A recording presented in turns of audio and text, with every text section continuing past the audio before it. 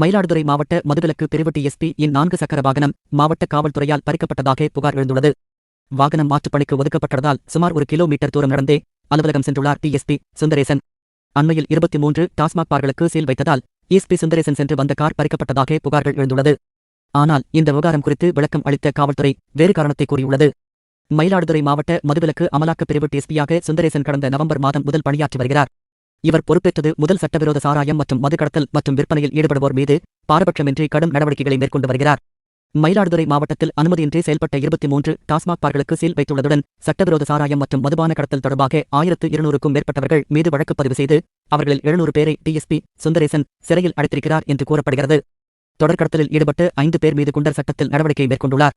இப்படி மயிலாடுதுறை மாவட்டத்தில் மது கடத்தல்காரர்களுக்கு சிம்ம சுப்பனமாக திகழும் டிஎஸ்பி சுந்தரேசனின் 4 சக்கர வாகனம் மாவட்ட காவல்துறையால் பறிக்கப்பட்டுள்ளதாக சமூக வலைதளங்களில் தகவல்கள் பரவி வருகின்றன.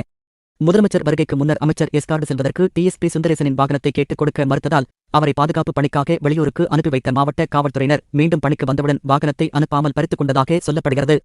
இதனால் டிஎஸ்பி சுந்தரேசன் சில நாட்களாக இருசக்கர வாகனத்தில் பணிகளுக்கு சென்று வந்ததாகவும் அந்த வீடியோ காவல்துறை குறிப்பில் பதிவிடப்பட்டுள்ளதாகவும் கூறப்படுகிறது.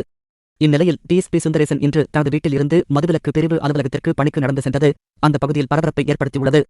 மது, சாராயம் உள்ளிட்ட போதைப் பொருளுக்கு எதிராக கடுமையான நடவடிக்கைகள் மேற்கொண்டு வரும் நேர்மையான டிஎஸ்பியை மயிலாடுதுறை மாவட்ட காவல்துறை பந்தோபஸ்து டியூட்டி என்ற பெயரில் பல்வேறு மாவட்டங்களுக்கு பணிக்கு செல்லுமாறு தூக்கி அடிப்பதும் பணிக்கு திரும்பிய டிஎஸ்பிக்கு வாகனத்தை வழங்காமல் நடந்து செல்லும் சூழ்நிலைக்கு தள்ளியுள்ளதாக புகார்கள் எழுந்துள்ளது.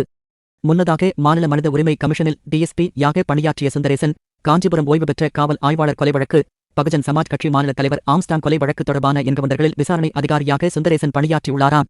அப்போது அவர் காவல்துறையினரின் தவறுகளை தன் அறிக்கையில் சுட்டிக்காட்டியதால் மயிலாடுதுறை மாவட்டத்திற்கு இடமாற்றம் செய்யப்பட்டார் என்று புகார்கள் எழுந்துள்ளன.